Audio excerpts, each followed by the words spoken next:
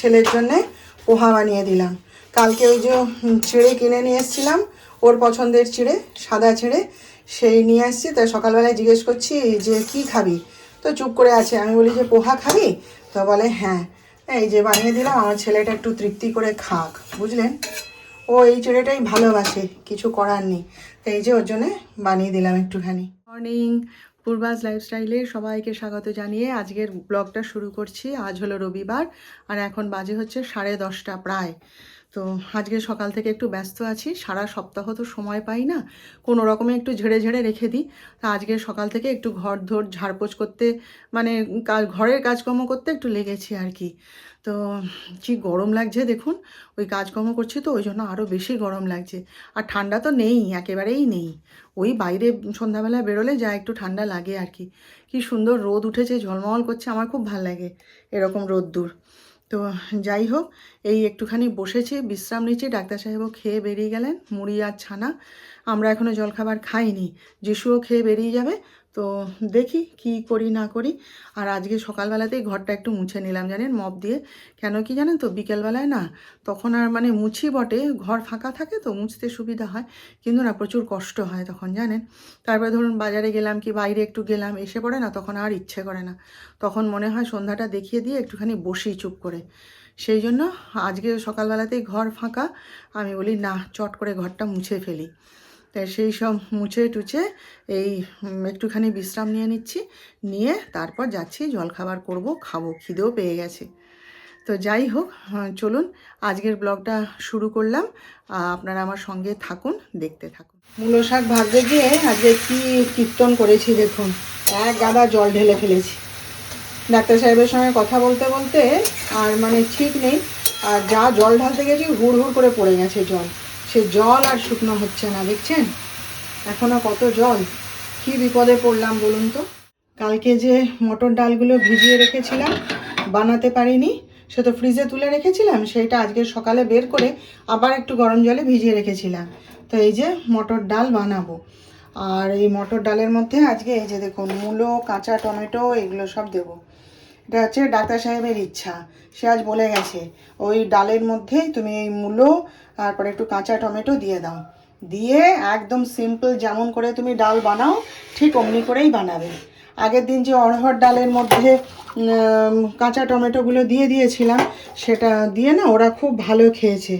হ্যাঁ, আমার ছেলেও মানে টু শব্দ করেনি, সুন্দর খেয়ে নিয়েছে একদম এক বাটি ডাল। ডাক্তার সাহেবও খেয়েছে, খেয়ে খুব প্রশংসা করেছে। সেই জন্যে বলছে তুমি যেমন করে ডাল বানাও তুমি ঠিক অমনি করেই বানাবে, কোনো কিছু বেশিও দিতে হবে না, কোনো মশলাপাতি কিচ্ছু দিতে হবে না। তো দেখি তাহলে বানিয়ে দিই।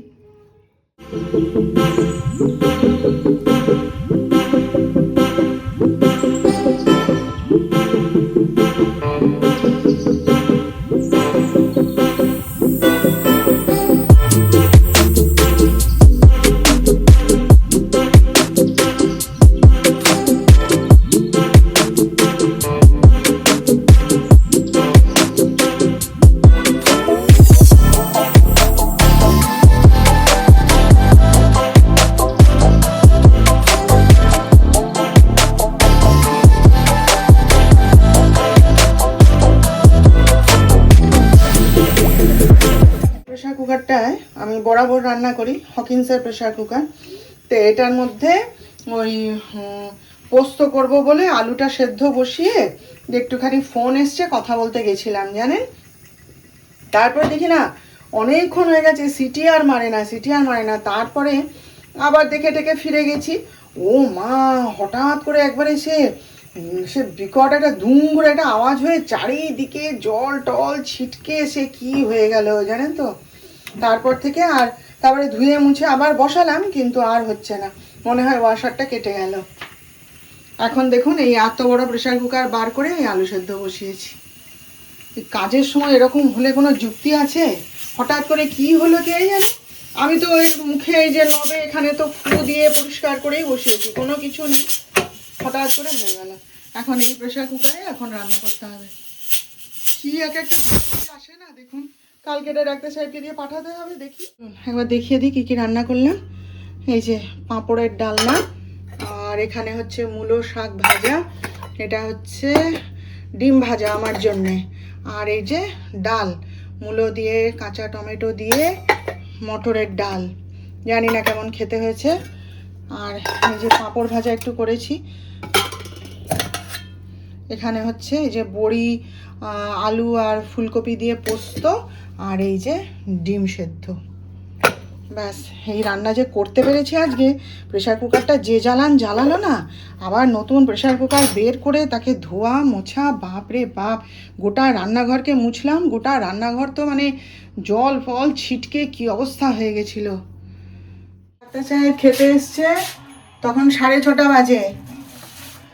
বিস্কুট চানাচুর, দাঁড়ান দরজাটা বন্ধ করে দিই, যে চিৎকার হচ্ছে আমার ঘরে না। ডাক্তার সাহেব বলছে নাকি ফুটবল খেলার মাঠ। আমি বলি হ্যাঁ, সকাল সন্ধে দুপুর বিকেল আমার ঘরে এখন ওই চলছে, যেদিন থেকে ওই গেমটি এসেছে। এখন গেছিলাম ওর ঘরে, গিয়ে দেখি সব ভাইরা মিলে কে বিছানার উপর শুয়েছে, কে বিন ব্যাগের উপর বসেছে, বসে দমে খেলা হচ্ছে, চিৎকারে চোটে অস্থির হয়ে যাচ্ছি আমরা। যাই হোক, ডাক্তার সাহেব আসার পথে আমাকে ফোন করেছিল কী কী আনতে হবে। তো বিস্কুট চানাচুর চিড়ে ভাজা সব কিছু নিয়ে এসছে, আর সঙ্গে এই যে আমুলের এই দুধটা নিয়ে এসছে। মদন যে দুধটা দেয়, গরুর দুধ, তো সে দুধটা এমনিতেই পাতলা, জল তো মেশায় অবশ্যই। তো সেই দুধে ডাক্তার সাহেবের গন্ধ লাগছে, বলে সারাদিন খাওয়া হয়নি, এই দুধটা একটু ফুটিয়ে আমাকে কফি করে দাও, আর যিশুকে দাও, তুমি খাও। তা আমি তো খাবোই না, প্রশ্নই ওঠে না, এটা মিষ্টি দুধ।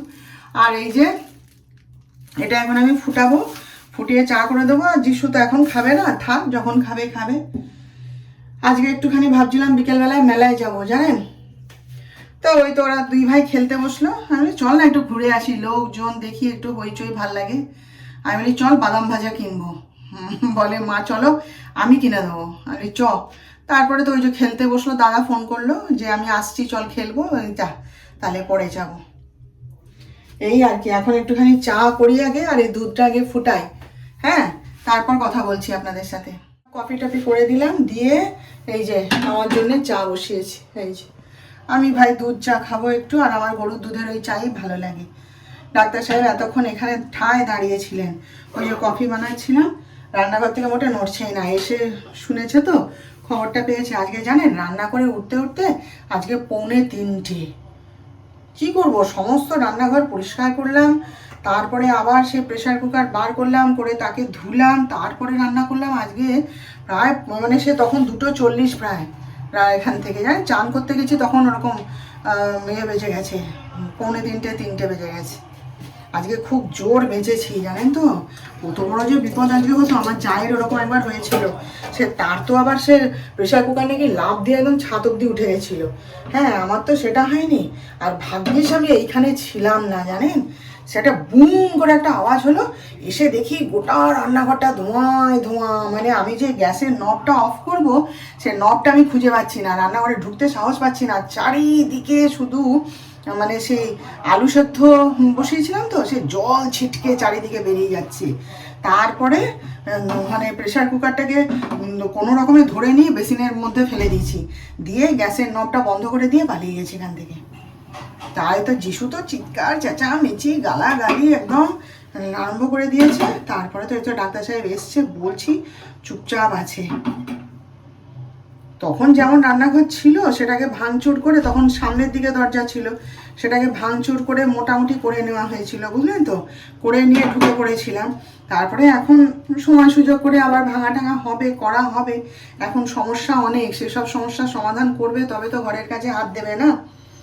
চুপচাপ হয়ে গেছে, বলছে তুমি সাবধানে কাজ করো, দেখছো তো ঠিকই বলেছে যে বিপদ তোমার পিছু পিছু ঘুরবে সব সময়।